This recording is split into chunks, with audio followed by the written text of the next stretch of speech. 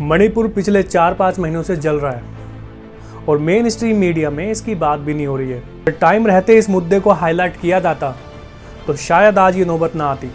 हाल ही में public domain में एक वीडियो वायरल हुई है जिसमें मणिपुर हिंसा के दौरान 2 महिलाओं के साथ दरिंदगी हुई है, जिसने पूरे देश को हिला दिया है। What's going on? अगर पुलिस से कंट्रोल नहीं होता है तो मिलिट्री बुलाओ, उपद्रवी कोई भी हो, ठोको सालों को। दिस इज एम के तंवर और व्याख्या के आज के इस संस्करण में हम जानेंगे मणिपुर में होने वाली हिंसा की असली वजह क्या है।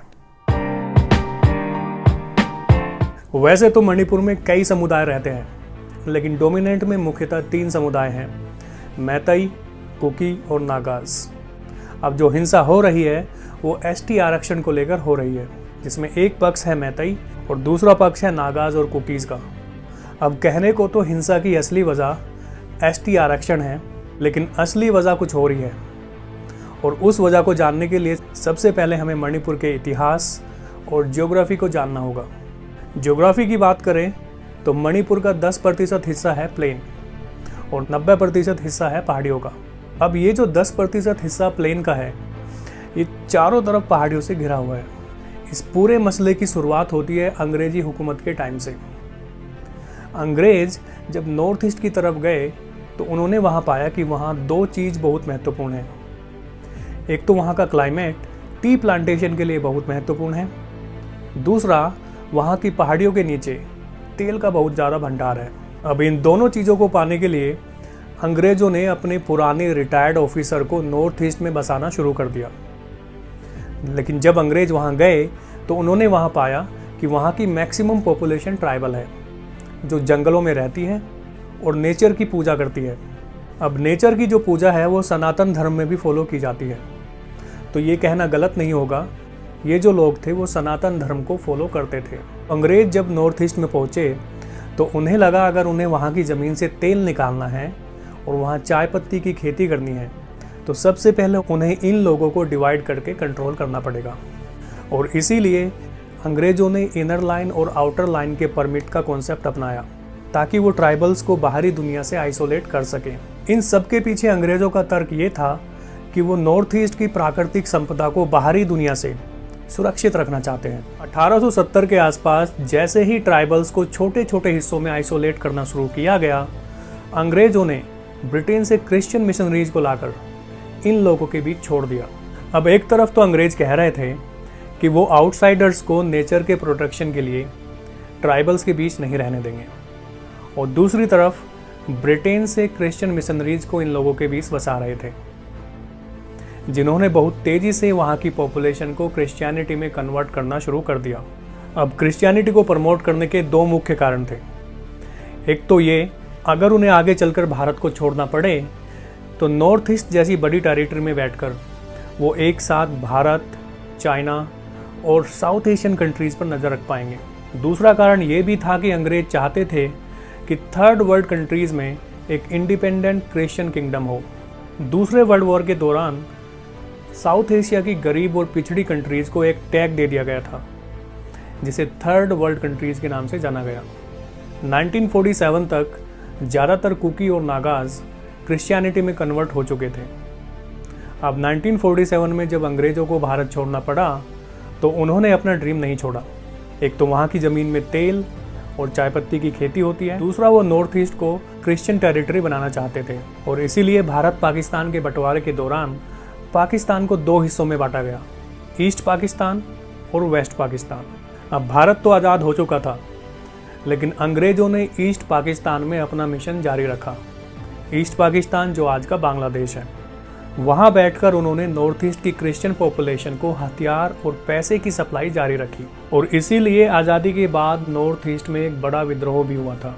अब बात अगर मणिपुर की करें तो मणिपुर एक प्रिंसली स्टेट था जिसके राजा थे बोध चंद्र सिंह। बोध चंद्र सिंह एक मैतई राजा थे। उस टाइम मणिपुर में मैतई बहुसंख्यक थे। मैतई समुदाय सनातन धर्म के ज़्यादा करीब है क्योंकि उनकी वर्शिप की ज़्यादातर पद्धति सनातन धर्म से ज़्यादा प्रभावित है। 1949 में बोध चंद्र सिंह ने जवाहरलाल नेहरू से मिलकर मणिपुर का विलय इंडिया में कर दिया, लेकिन उनकी एक शर्त थी। उनका कहना था कि उन्होंने मैतई समाज को ऑलरेडी शेड्यूल्ड ट्राइब का दर्जा दिया हुआ है, तो इंडियन कॉन्स्टिट्यूट में उसे एज इट इज़ रखा जाए। लेकिन नेहरू ने ऐसा नहीं किया। उल्टा उन्होंने नागाज और कुकीज़ को एसटी का स्टेटस दे दिया, जिनकी पॉपुलेशन मात्र 1/3 ही थी और जो मोस्टली क्रिश्चियन थे। ऐसा करने के पीछे उनकी क्या मंशा थी, हम उस पर चर्चा नहीं करेंगे। अब इसका असर ये हुआ, जो मेजॉरिटी पॉपुलेशन थी मैतई की, वो रहने लगी 10% हिस्से पर, जो कि प्लेन एरिया है, और जो केवल 1/3 पॉपुलेशन थी नागाज और कुकीज़ की, वो रहने लगी 90% पहाड़ी एरिया में। अब इस सब के कारण मैतई समाज बहुत नाराज़ हुआ। 1960 में ये नाराज़गी और बढ़ गई जब मणिपुर में लैंड रिफॉर्म पास हुए, जिसके तहत नॉन ट्राइबल, जो कि मैतई समाज है और जो कि केवल 10% हिस्से में ही रह रहा है, वो ट्राइबल एरिया में, जो कि एरिया के हिसाब से 90% है, वो वहाँ जाकर प्रॉपर्टी नहीं खरीद सकता। उल्टा नागा और कुकी समुदाय, जिनको एसटी का स्टेटस मिला हुआ है और जो ऑलरेडी 90% एरिया में रह रहा है, उनको ये राइट मिल गया कि वो बचे हुए 10% हिस्से में भी आकर प्रॉपर्टी खरीद सकते हैं, जिससे डेलिबरेटली हिंदू मैतई समाज को डिस्क्रिमिनेट करने का काम सरकार कर रही है, ऐसी धारणा बन गई, जो कि काफ़ी हद तक सही भी थी। लेकिन यहाँ एक और सवाल है, जो 1/3 पॉपुलेशन है और जो ऑलरेडी 90% एरिया में रह रही है, उसको जो बाकी बचा प्लेन एरिया है और जो मात्र 10% ही है, उसको वहाँ जाकर ज़मीन खरीदने की क्या आवश्यकता पड़ गई। अब जैसा कि मैंने आपको पहले भी बताया था कि ब्रिटेन भारत से नॉर्थ ईस्ट को तोड़ना चाहता है और जिस पर वो आज भी काम कर रहा है। 1960 के दौरान मणिपुर में लैंड रिफॉर्म के विरोध में दंगे प्रदर्शन हुए थे और उस दौरान ईस्ट पाकिस्तान ब्रिटेन, चाइना और अमेरिका का बेस बना हुआ था। भारत आज़ाद हो चुका था। 1960 का दशक चल रहा था, लेकिन ब्रिटिशर्स ने मणिपुर में नागा और कुकी समुदाय को हथियार और पैसा सप्लाई करना जारी रखा, जिसका इस्तेमाल वो बाकी बचे 10% हिस्से में ज़मीन खरीदने में कर रहे थे। 1960 से अब तक ये स्थिति बनी हुई है।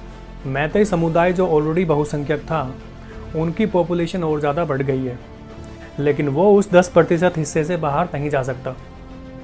तो अब करे तो करे क्या? इसीलिए मैतई समुदाय ने एक कमेटी बनाई, जिसके तहत उन्होंने एसटी कोटे की अपनी मांग उठाई, ताकि वो पहाड़ी एरिया में जाकर ज़मीन खरीद पाएँ। वहीं दूसरी ओर कुकी और नागा समुदाय उनकी इस बात का विरोध कर रहा है।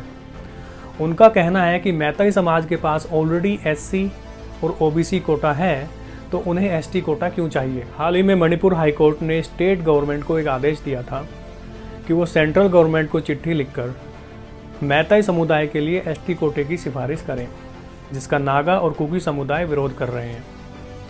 All tribal student union of Manipur, जो कि कुकी और नागा समुदाय का एक संगठन है, उनका कहना है कि अगर मैतई समुदाय को एसटी का कोटा मिलता है तो इससे उनके राइट डाइल्यूट हो जाएंगे। लेकिन यहाँ पर असल मुद्दा मैतई, कुकी और नागाज का नहीं है।